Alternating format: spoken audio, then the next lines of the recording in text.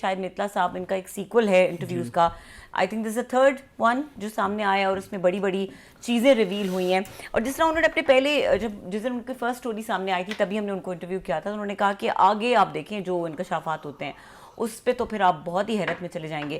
ابھی یہ جس طرف چلی گئی ہے چیز, یہ تو واقعی کچھ ایسے ہی لگ رہا ہے کہ کچھ بہت ہی انبلیویبل قسم کی چیزیں سامنے آ رہی ہیں.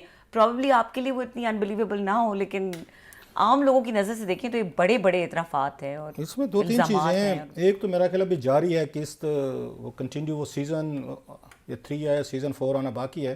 اور مین امپورٹنٹ بات کی تھی انہوں نے متلا صاحب نے لاسٹ ٹائم ہمارے ساتھ, کہ انہوں نے کوئی عمران خان کی کرپشن پہ بھی بہت ساری باتیں جناب باجوہ صاحب نے کی ہیں. تو انہوں نے کہا جناب وہ بھی ابھی وہ قسط آنی باقی ہے. سو بھی ایکسپلوسو چیزیں جو ہیں وہ رہتی ہیں. بہت سارے لوگ آج شاید یہ حیران ہوں گے کہ سپریم کورٹ میں اتنی ساری ڈیولپمنٹس ہوئی ہیں, آج پارلیمنٹ میں ہوئی ہیں, نواز شریف صاحب کے لیے ریلیف کا ایک نیا راستہ کھولا گیا, نئے بلز لائے ہیں, نئے قوانین لائے ہیں. ہم اس کو چھوڑ کے یہ سٹوری پہلے کیوں لے رہے ہیں؟ تو آپ نے جو انٹرو میں پڑھا ہے بڑا ایک اہم چیز ہے کہ اس کا اس کے ساتھ لنک ہے کہ کیسے ساری چیزیں جو نہلی تھی اس میں جو انٹرویو میں انہوں نے بتایا ہے جنرل باجوہ صاحب نے کہ میرے پہ الزام لگتا ہے یا میں نہیں کروا رہا تھا یا کون لوگ کروا رہے تھے, کون کون اس کو سارا مینور کر رہے تھے. سو اس کا ڈائریکٹ لنک ہے جو آج وہاں پہ ہوا ہے, اس میں پارلیمنٹ میں ہوا ہے یا سپریم کورٹ میں جو کچھ ہو رہا ہے. سو اس انٹرویو کا جو آج انہوں نے دیا ہے تو اس میں ایک اس کا گہرا تعلق بنتا ہے. ہم دوسرے سیگمنٹ میں جا کے ان پہ بھی بات کریں گے, پارلیمنٹ میں بھی کریں گے, سپریم کورٹ میں بھی جائیں گے.